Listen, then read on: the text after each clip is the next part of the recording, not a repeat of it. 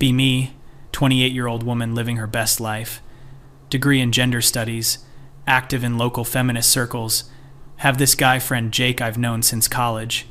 He's like 6'2", works in tech, makes good money, actually listens when I talk, perfect emotional support friend. Always there when I need to vent about the patriarchy or my latest dating disaster. We hang out like twice a week. He buys me coffee, drives me places, helps me move apartments 3 times. I date other guys obviously because I'm a strong independent woman exploring my options. Dated this DJ named Trent for a while, total fuckboy, but the sex was amazing. Jake would always be there to comfort me when Trent inevitably acted like trash. Then dated Marcus, who was finding himself, which apparently meant smoking weed and not having a job. Jake listened to me cry about that too. Sometimes wonder if Jake has feelings for me, but that's his problem, you know. I never led him on or anything. I'm just being myself, and if he chose to be a good friend, that's on him. It's not my job to manage his emotions. That's actually a form of emotional labor that women shouldn't have to perform. One day, I'm at a feminist book club, and we're discussing this amazing text about how men need to do better, to go on a rant about how men always expect something in return for basic human decency. All the women nod and snap their fingers in agreement. Feel so validated and seen. Later that week, my car breaks down and I immediately text Jake. He's always helped me with car stuff before. Wait for his response. 3 hours go by. Finally, he texts back, "Sorry, busy today. Try calling AAA. What the fuck? Whatever. Maybe he's actually busy for once.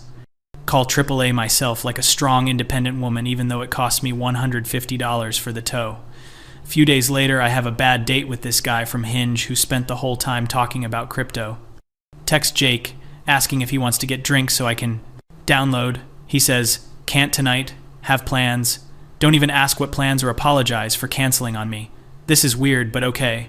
Week goes by, and he doesn't text me at all. This never happens. Usually he checks in every couple days. Finally text him, "Hey stranger, feel like you've been distant lately. Everything okay?"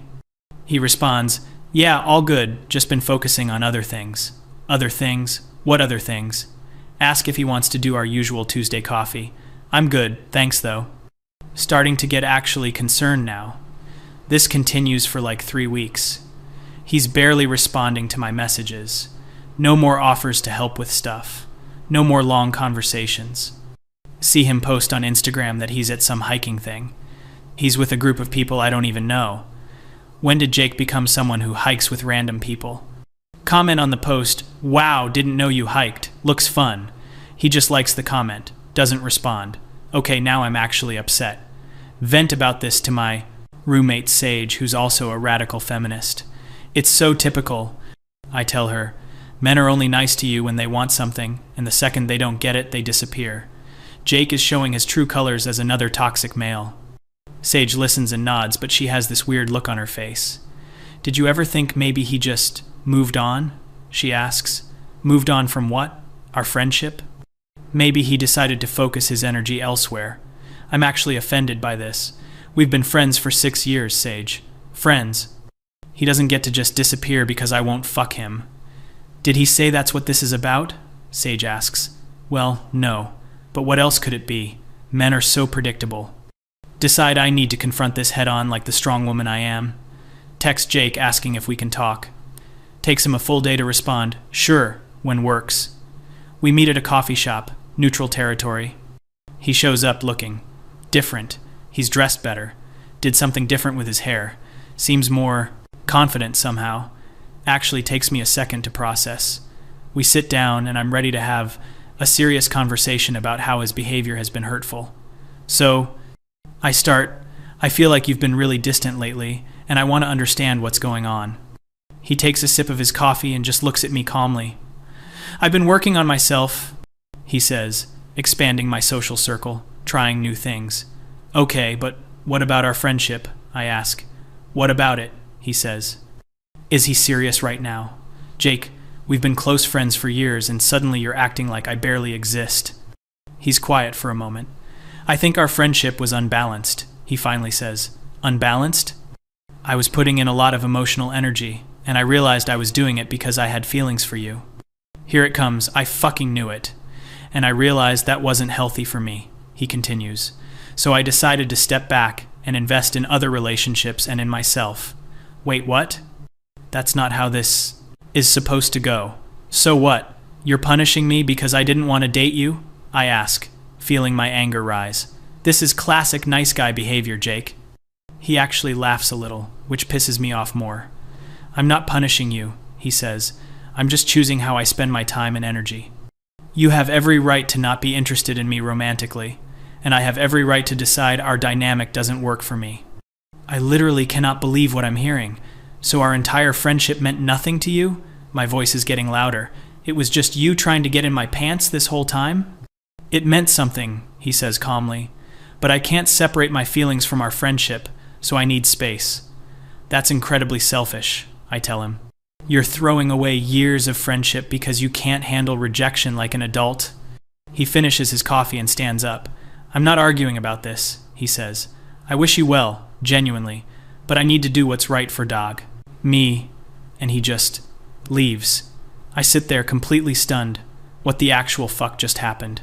Rush home and immediately call an emergency session with my feminist collective. We all meet at Sage's apartment. There's me, Sage, plus Hannah, Zoe, and Jade. I explain the whole situation, expecting complete solidarity. He's clearly a nice guy, I conclude, pretending to be my friend just to try to date me. And now he's butthurt that I didn't fall for it, so he's cutting me off, expecting everyone to be outraged on my behalf. But they're all quiet. What? I demand. Hannah speaks first, carefully. I mean, is it wrong that he decided to protect his own emotional health? Whose side are you on? I snap. It's not about sides, Zoe chimes in, but we always talk about boundaries and emotional labor. If the friendship was causing him pain, isn't it healthy that he stepped back? I cannot believe this betrayal. He was never really my friend then, I say. He was just waiting for his chance. Did he ever make you uncomfortable? Jade asks. Did he ever pressure you or guilt you? I think about this. Well, no, but did he ever explicitly state he expected a relationship? Sage asks. That's not the point. I'm almost yelling now. He should have been my friend regardless of whether I wanted to date him. But you weren't really his friend either, Hannah says quietly. Everyone goes silent. Excuse me? I say. When's the last time you asked him about his life? Hannah continues. Really asked, not just as a preamble to talking about yours. When's the last time you were there for him the way he was there for you? My mind is racing. We hung out all the time. Yeah, doing what? Zoe asks, not unkindly. Watching movies you wanted to watch? Going to places you needed to go? Did you ever drive him somewhere? Help him move? Comfort him when he was upset? I'm trying to think of examples, but I'm drawing a blank. That's not fair, I say. He never asked me for those things. Did he ask you? Sage says. Or did you just expect it because he was always willing, feeling like the walls are closing in? This is ridiculous, I say. You're all defending a man who ditched me because I wouldn't sleep with him. He didn't ditch you because of that, Hannah says. He stepped back because the friendship was hurting him. That's the same thing, I insist. Is it though? Jade asks. I leave Sage's apartment feeling betrayed and confused. How did I become the bad guy in this situation? Spend the next few days doom scrolling and posting about it in various online feminist spaces, looking for validation that Jake is a typical nice guy and I did nothing wrong. Get some agreement, but also a lot of responses I don't like. You're not entitled to his friendship, one person comments. It sounds like you were using him for emotional support while dating other people, another says. This is internalized misogyny. I reply, women can have male friends without it being romantic. Of course they can, but was he really your friend, or was he your emotional support human? Someone else asks. Close my laptop in frustration. A few weeks go by and I keep seeing Jake's Instagram posts. He's at a concert with people I don't recognize. He's at a party, smiling in a way I rarely saw when we hung out. He's posted a photo with a girl. She's pretty. They're at some art gallery. Caption just says, "Great evening." Feel a weird pang in my chest. It's not jealousy, I tell myself. I never wanted to date Jake. I just miss my friend. Or do I? Start actually thinking about our friendship for the first time. really thinking about it. He always texted first. He always made the plans. He always accommodated my schedule. He listened to me talk about other guys. He helped me with everything I needed. And what did I do? I showed up. I talked. I vented. I accepted his help. But did I ever ask him about his day and actually listen? Did I ever prioritize his needs over mine? Did I ever even consider that he had needs? Shit. No. I'm not doing this. I'm not going to internalize patriarchal guilt. I did nothing wrong. I was clear about my boundaries. I never promised him anything. Except, did I? By accepting all his help, all his emotional support, all his time. Did I implicitly promise something? No, that's ridiculous. Women don't owe men anything. But do friends owe friends something? My brain feels like it's short-circuiting. Decide to lurk on some of the men's forums I usually hate read. Find threads about the Friendzone. Always thought this was such entitled bullshit. Men complaining that women won't reward their basic decency with sex. But I'm reading these posts differently now. Some of them are exactly what I thought, entitled assholes. But some of them are different. I realized I was in a one-sided friendship, one guy writes. I was always there for her, but she was never there for. I didn't end the friendship to punish her. I ended it because it hurt too much. Another post. I don't hate her for not liking me back. I just can't be around her romantically interested when she sees me as a utility. A utility. Is that what Jake was to me? No, we were friends. But the more I think about specific memories, the more I realize that time I called him at 2 a.m. because I was drunk and needed a ride, and he came even though he had work at 6 a.m. Did I ever return that kind of favor? That time he spent his whole Saturday helping me build IKEA furniture. Did I even buy him lunch? I think he bought lunch. That time I needed a date to my sister's wedding so I wouldn't look pathetic, and he went with me. Wore a suit, danced with my aunts, was charming and perfect. And I complained the whole time about my ex being there with someone new. Oh my God. I'm spiraling now, going through years of memories, viewing them through a different lens. Every coffee where I talked, for an hour, about my problems. Every time he helped me with something. Every time he was there. What did I give him? My presence? Is that enough? I always thought it was. I'm interesting. I'm fun. I'm attractive. Wasn't the gift of my friendship enough? But I wouldn't accept that from a romantic partner. If a boyfriend only ever took and never gave, I'd call him toxic. I'd call him a user. I'd call him exactly what I was to Jake. No. I need to talk to someone about this. Call my mom, which I rarely do.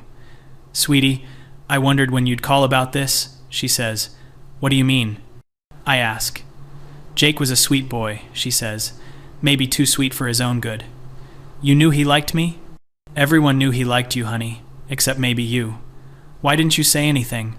I demand. Would you have listened? She asks. She's right. I wouldn't have. He made his choice to be there for you, Mom continues, and now he's made his choice to step back. You're both adults. You'll both be fine. But I miss him, I admit, and saying it out loud makes it real. Then maybe you should think about what you're actually missing, she says. Are you missing him, or are you missing what he did for you? That question haunts me for days. What am I missing? I'm missing having someone to call when I need something. I'm missing having someone who always has time for me. I'm missing having someone who makes me feel important and listened to. I'm missing... oh fuck. I'm missing having someone who serves me. That's not a friend. That's not even a friendship. That's just me using someone. No wonder he left. Try to rationalize it in my head. Maybe I can reach out, apologize.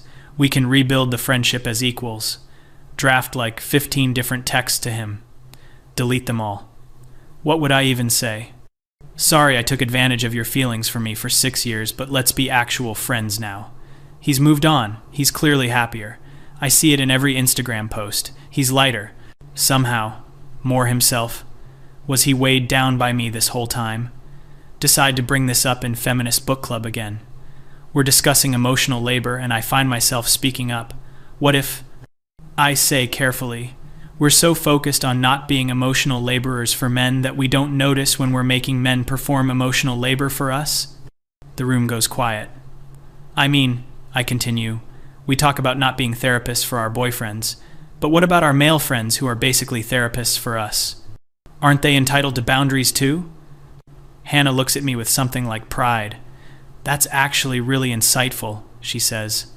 We have this whole discussion about reciprocity in friendships, about how feminism should mean equality, not just advocating for women's right to take.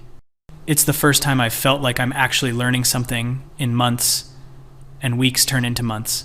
I actually work on myself, like really work on myself. Start therapy, which I probably should have done years ago. Therapist asks me a lot of uncomfortable questions. Do you think you've used feminist theory to justify selfish behavior? She asks one session. Want to be offended, but I'm trying to be honest with myself now. Maybe, I admit, I think I convinced myself that any expectation from a man was oppression, even reasonable expectations, like reciprocity in friendship. Therapist nods. Feminism is about equality, she says, not about being exempt from being a good person. That hits hard. Start actually being a better friend to my female friends too. Ask them about their lives, offer to help them, show up when they need me, realize I've been kind of a taker in most of my relationships. It's uncomfortable to admit. See Jake one more time, randomly. We're both at the same coffee shop, different times than we used to go. He's there with that girl from Instagram. They're laughing about something. He looks up and sees me. We make eye contact. He gives me a small nod. Not cold, not warm, just acknowledgement. I nod back. And that's it. He goes back to his conversation. I order my coffee and leave, and it's okay. It hurts, but it's okay. I'm not the victim here. He's not the villain. We were just two people who had different ideas of what our relationship was. And he was brave enough to walk away when it wasn't serving him. That's not nice guy behavior. That's actual self-respect. Something I'm only now learning about. Sitting in my apartment that night, thinking about everything. All my talking points about toxic masculinity and male entitlement. They weren't wrong exactly, but I was applying them wrong. Using them as a shield to avoid accountability. Jake wasn't toxic for having feelings for me. He wasn't entitled for wanting a balanced friendship. He wasn't punishing me by leaving. He was just choosing himself, the way I'd been choosing myself for 6 years. The difference is, I was choosing myself at his expense, and I didn't even realize it. Oh my God, I didn't even realize it. I was so convinced of my own righteousness, so sure that being a feminist meant I was incapable of being the problem. But feminism isn't a shield against being a shitty person. It's not a free pass to use people. It's not an excuse to lack empathy. I've spent years deconstructing everyone else's behavior, analyzing every man's actions through a lens of patriarchy and oppression. But I never turned that analysis on myself. Never asked if my behavior was ethical. Just assumed that because I was a woman, I was automatically in the right. That's not feminism. That's just narcissism with academic language. Holy shit. I can see it all now. Like really see it. Years of interactions playing out differently in my head. All the times I centered myself. All the times I expected support without giving it. All the times I dismissed men's feelings because male tears or whatever. Some men are trash, absolutely. But some men are just people. People who can be hurt. People who deserve reciprocity. People like Jake. I'm crying now. Not pretty crying. Like ugly sobbing. Grieving the friendship. Grieving the person I thought I was. Grieving the certainty I had about everything. It's terrifying to realize you've been wrong. That your whole framework for understanding the world was incomplete. That you hurt someone because you couldn't see past your own ideology. I can't go back and fix it with Jake. That ship has sailed. And honestly, he deserves better than me trying to assuage my guilt. But I can do better going forward. I can be better. Not because I owe it to men, but because I owe it to myself to be a good person, a whole person, someone with empathy and self-awareness. Someone who doesn't hide behind theory to avoid accountability. This is what actual growth feels like. It's uncomfortable as fuck, but it's real. More real than any righteousness I felt before. I was so sure I was right about everything, so certain I had it all figured out, And I was just blind, willfully blind, using feminism as a weapon instead of a tool for actual equality. Equality means I have to be equal too.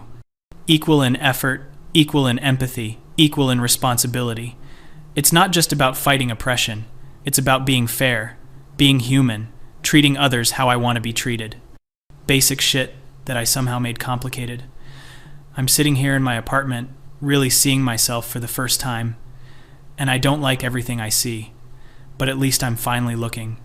At least I'm finally aware that I was wrong, aware that I hurt someone, aware that my ideology became my blind spot, aware that I have so much work to do on myself. Actually, on myself this time. Not performing wokeness, not collecting victim points, not theorizing about systems, just being a better human, acknowledging when I've been the problem, taking responsibility, growing. This is what self-awareness feels like. It fucking sucks, but it's necessary. And maybe, just maybe, it's the beginning of actually becoming the person I always thought I was.